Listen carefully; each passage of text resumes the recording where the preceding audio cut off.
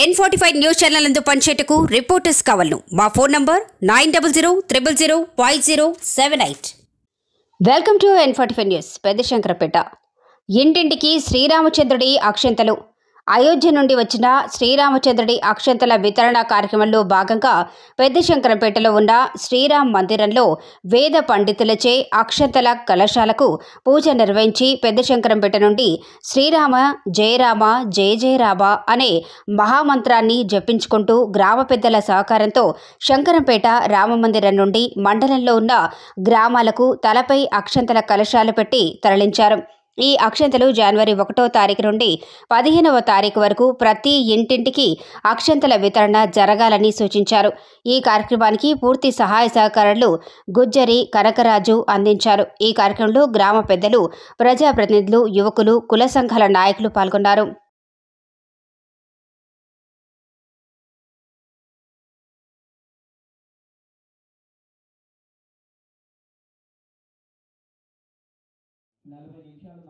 నుండి వచ్చిన అతిథుల గారికి, నాగభూషణ్ గారికి, అలాగే వర్మ గారికి, ఇక్కడ విచ్చేసిన ప్రజాప్రతినిధులకు మరియు హిందూ పేరు పేరున హృదయపూర్వక నమస్కారాలు తెలియజేస్తున్నాను.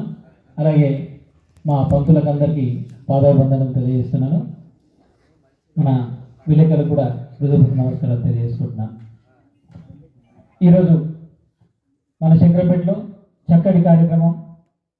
ఎందుకంటే మన భారతదేశం సనాతన హిందూ ధర్మం మొత్తం గర్వించేదగ్గ మనమందరం గర్వించి ఎన్నో రోజులు ఎదురు చూస్తున్న రామ మందిర నిర్మాణం పునర్నిర్మాణం సంతోషించి గర్వించాల్సిన విషయం. ఈ కార్యక్రమం మా మామ కనకరాజు గారికి ప్రత్యేకంగా కృతజ్ఞత తెలుసుకుంటాం. ఎందుకంటే ఒక కార్యక్రమం చేయాలంటే చాలా ఆర్థికంగాతో కూడుకున్న పని. అటువంటి పనికి ముందుకొచ్చి నేనున్నా అంటూ సహకరించి మా కార్యక్రమాన్ని సేవ చేస్తున్న మా తమ్ముడు సీతారాం మరియు శ్రీహరి, మా తమ్ముళ్ళందరూ కూడా అందరికీ పేరు సర్వేష్ గారికి కానీ, సతీష్ గారు కానీ, మా శ్రావణ్ తమ్ముడు గారికి అందరూ కూడా, మరి కుల సంఘాల అధ్యక్షులు కూడా చాలా కృతజ్ఞత. ఎందుకంటే ఒక కార్యక్రమం చేయాలంటే చాలా అందరు ముందుకు వస్తేనే కార్యక్రమం అవుతుంది. ఈ కార్యక్రమానికి ఎంతో కష్టపడి ఎన్నో రోజుల నుండి వాళ్ళు కష్టపడుతున్నారు. ఇవన్నీ ఇప్పుడు కలశాలు తయారు చేశారంటే కూడా ఓపిక కాలేదు. ఈ కలశాలు కూడా ఎన్నో రోజులు వాళ్ళందరూ కష్టపడి అయ్యప్ప స్వామి చాలా సహాయం తీసుకొని కూడా వాళ్ళందరూ ఎంతో కష్టం చేసి అన్నీ చేస్తారు. అట్లనే ఇదే కాకుండా ఈరోజు తీసుకెళ్ళిన అక్షంతల్ని గ్రామాల్లో ప్రతి ఇంటికి తెలియజేసే విధంగా, ప్రతి గడపకు తెలియజేసి మన రామ మందిరం నిర్మాణం అవుతుందని ప్రతి ఇంటికి ఏ ఇల్లు తప్పకుండా ప్రతి ఇంటికి తెలియజేసిన విషయం ఉంది. ఇందాక మా తమ్ముడు చెప్పినట్టు అలాగే శంకరంపేటలో కూడా 6వ తారీఖు నాడు కూడా మనొచ్చి, ఎందుకంటే అందరూ ఒక ఊరేగింపులాగా, ఒక పండుగ వాతావరణం లాగా అందుకని అందరూ వస్తేనే ఇది పిలవాల్సిన అవసరం లేదు. ఆల్రెడీ మా తమ్ముళ్ళు మెసేజ్ పెడుతున్నారు వాట్సాప్లో.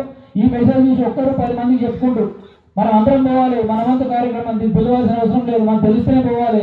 ఎందుకంటే ఇది మన కార్యక్రమం అనే విధంగా అనుకొని మనమందరం ఈ కార్యక్రమాన్ని దిగ్విజయం చేసి 22వ తారీఖు నాడు కూడా అక్కడ అయోధ్యలో జరిగే కార్యక్రమాన్ని మనం అక్కడ పోలేం.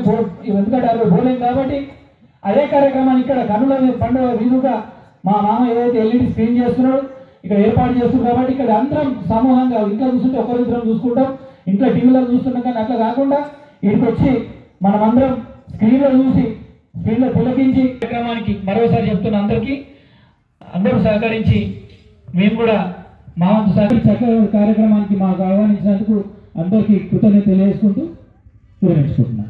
ఉన్న మన పదము కావున మనమందరం కూడా హిందూ సోదరులం ఎల్లవేళ్ళ మన ధర్మాన్ని ఆచరించుకుంటూ మనమందరము ఒకరికొకరుగా మన మతాన్ని మనమందరము పునరుద్ధరించుకుంటూ సర్వమతాలను కూడా ఆచరిస్తూ మనము ముందుకెళ్ళాలని కోరుకుంటూ ఈ యొక్క కార్యక్రమానికి ముందుకు సాగించాలని కోరుకుంటూ ధన్యవాదాలు.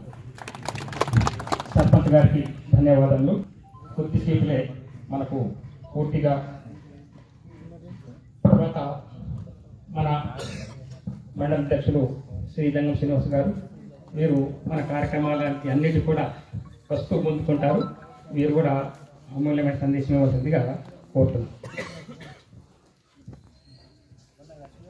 ఈరోజు ఇంటింటికి అక్షరాల పంపిణీ కమిటీ అధ్యక్షులు గుజ్జరి కనకరాజు గారికి, అలాగే గ్రామ సర్పంచ్ సత్యనారాయణ సత్యనారాయణ గారికి మరియు ఆలయ కమిటీ కోశాధికారి కనకరాజు గారికి మన కందుకూరు రై గారికి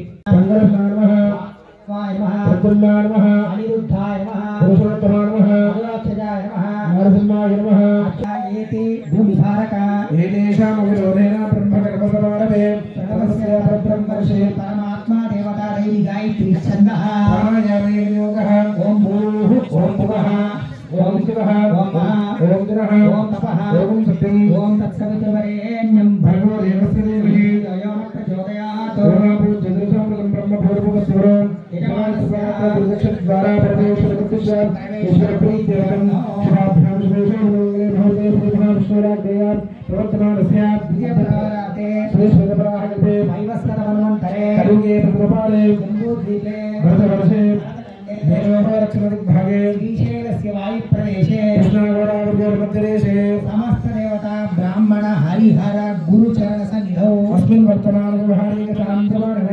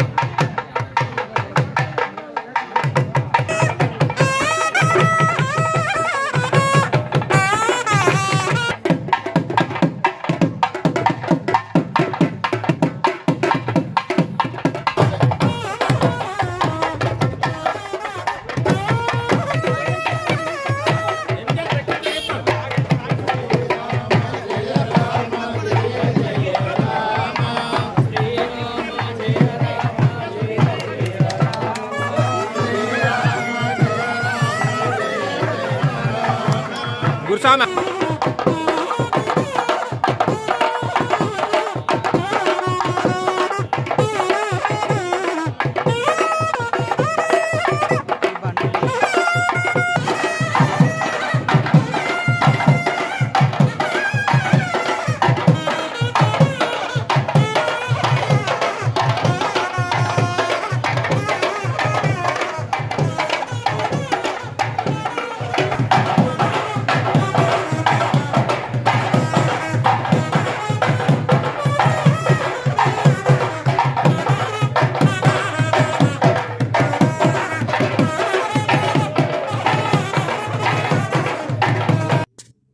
N45 న్యూస్ ఛానల్ నందు పనిచేటకు రిపోర్టర్స్ కావాలను మా ఫోన్ నంబర్ 9000005078.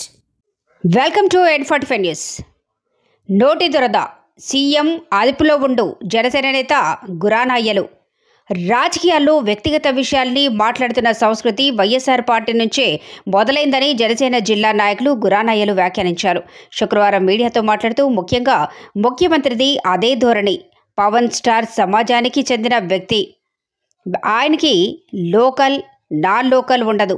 ప్రతిపక్ష హోదాలో ఉన్న వాళ్ళని ఎలా గౌరవించాలో నాదెళ్లను చూసి నేర్చుకో. మళ్ళీ నోటికొచ్చినట్లు మాట్లాడావో నువ్వు ఎక్కడుంటావో ఆలోచించుకో అని హెచ్చరించారు. అందరికీ నమస్కారం.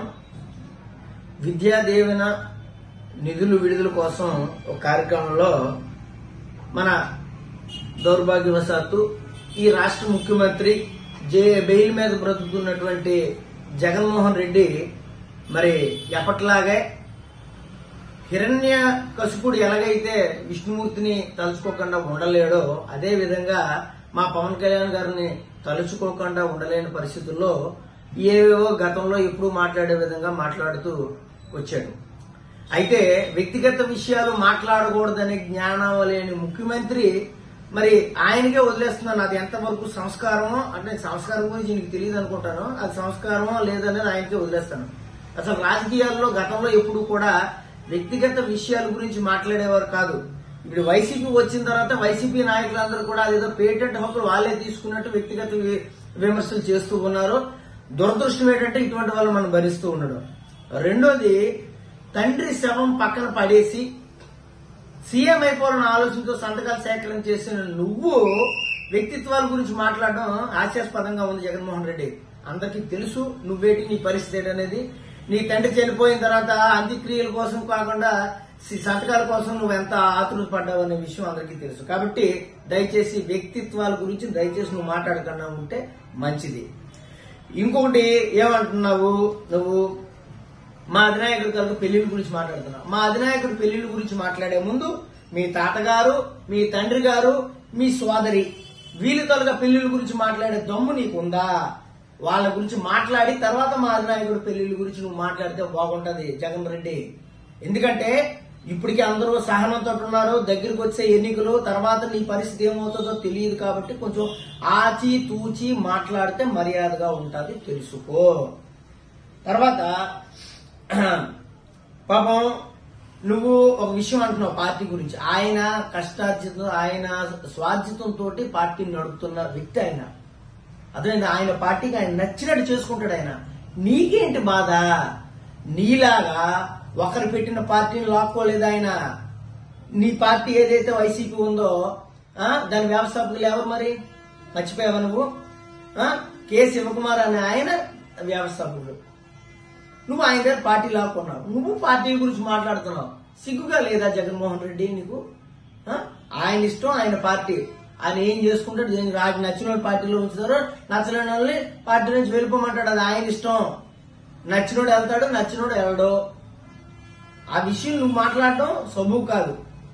అదే ఆ విషయం కొంచెం నువ్వు గుర్తుపెట్టుకో. రెండోది ఏంటంటే పవన్ కళ్యాణ్ గారి గురించి నా లోకల్ గురించి మాట్లాడుతున్నాను. ఆయన గ్లోబల్ స్టార్. ఆయన మొత్తం భారతదేశానికి సంబంధించిన వ్యక్తి. నీలాగా జస్ట్ కేవలం ఏదో ఒక ప్రాంతానికి, ఒక ఏరియాకి సంబంధించిన వ్యక్తి కాదు. అర్థమైందా? ఆ విషయం తెలుసుకో. ఆయన మొత్తం భారతదేశానికి సంబంధించిన వ్యక్తి కాబట్టి ఆయనకి లోకల్ నాన్ లోకల్ ఉండదు. ఆయన ఎక్కడున్నా ఒకటే కింగ్. ఎక్కడున్నా ఆలోచించాల్సిన అవసరం లేదు ఆయన గురించి. అర్థమైంది? ఆయన ఎక్కడికి వెళ్ళినా జనాలు అంతే విధంగా వస్తారు. ఆ విషయం తెలుసుకో.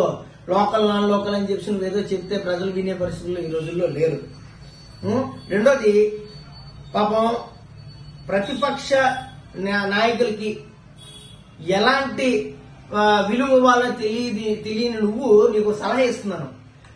గతంలో ఉమ్మడి ఆంధ్రప్రదేశ్ లో ఉన్నప్పుడు సభాపతిగా మా జనసేన పార్టీ నాయకులు నాదెండ్ల మనోహర్ గారు సభాపతిగా చేశారు. ఆయన దగ్గర నువ్వు ట్యూషన్కి వెళ్ళు, తెలుస్తుంది, కొంచెం నువ్వు నేర్చుకుంటావు. అంటే ప్రతిపక్ష హోదాలో ఉన్న నాయకులకి ఏ విధంగా విలువ ఇవ్వాలనేది ఆయన చూస్తే నీకు కొన్ని తెలిసి వస్తాయి. తెలుసుకో దయచేసి. ఏం మాట్లాడుతున్నారు ఏంటో అనేది మీకు అసలు తెలియడం లేదు మీ ఎవరికి కూడా.